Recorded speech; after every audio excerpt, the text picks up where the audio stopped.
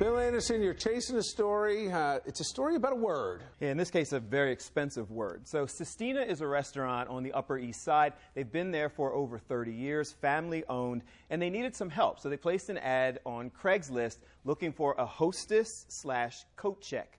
That word, hostess, according to the Human Rights Commission, is now going to cost them $5,000 for discrimination. It was clear from the moment that I arrived at the restaurant that Giuseppe Bruno, the owner, was fired up about the fine. He told me that the word hostess didn't mean anything to him. We all help each other.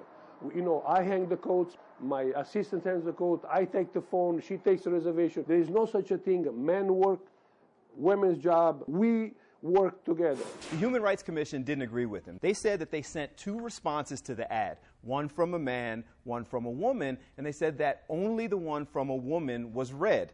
I asked Giuseppe about that, and he said if they didn't read an email, it's because they were busy, and maybe the Human Rights Commission should spend more time helping businesses and less time trying to trap them.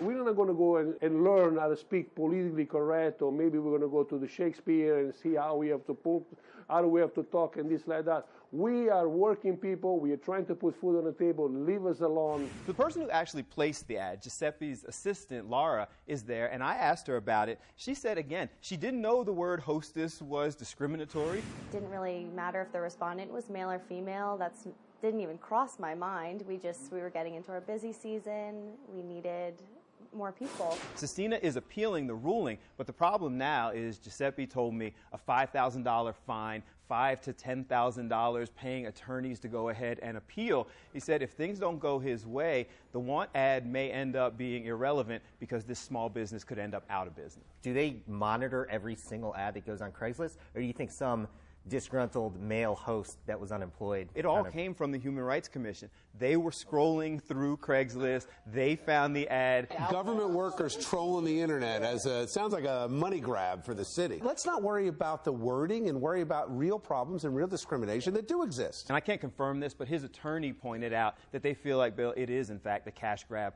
They said the overwhelming majority of people won't spend the time to challenge it because they're too busy. So they'll write the check, keep it moving, regardless of whether or not they feel they're guilty. All right, well, we'll tweet out about the restaurant so we can all go.